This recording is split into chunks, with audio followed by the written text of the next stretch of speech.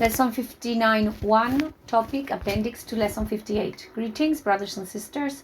In this lesson, I wanted to say what I couldn't say in the previous one, although this topic is very complex and could fill many lessons, which I will give in due time. I want to say that I am allowed to say now. I will say the rest when I am allowed. When you are living in a place or in a house in a specific location, whether or not it has walls, whether it is in the open countryside, anywhere else, or with or without enclosed walls, what matters is the place. When you live in this place, whether temporarily or for a much longer period, very negative entities, you could say demons, may enter over time.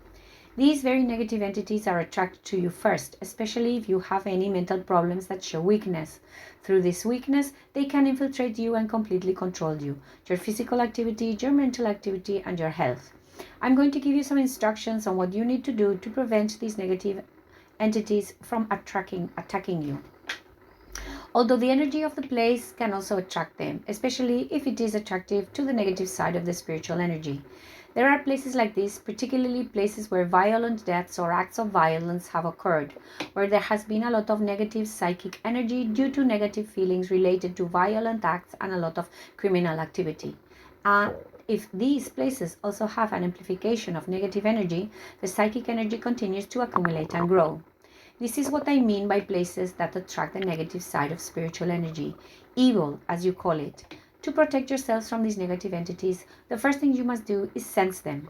Feel where they can enter, what the point of entry is. There is usually an entry point in a place, even if there are no walls, even if it's a closed room. Physical doors and walls don't matter. They have no meaning in the spiritual world. What usually happens is that the place is surrounded by certain energetic barriers, like walls that no spiritual entity can pass through. But there is always an opening through which they can slip in. I refer to this as the door. Once you have perceived it and know where it is, you must make the negative entities live through the door they entered. This can be achieved in the following way. When you meditate, you must communicate with the divine and ask for its help in closing this door to prevent evil from entering.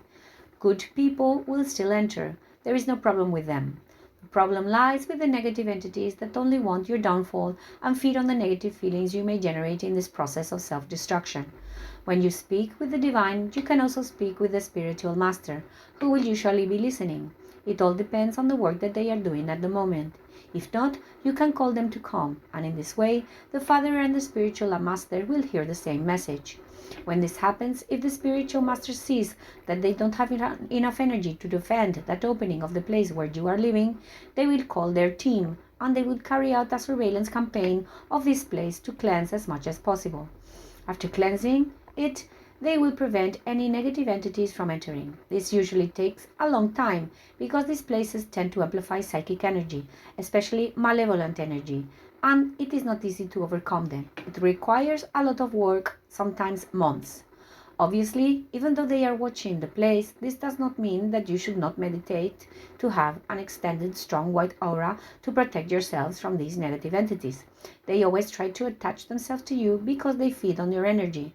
This is called impregnation, which is the process in which these negative spiritual entities attach themselves to your body and feed on your bad feelings and your energetic bodies.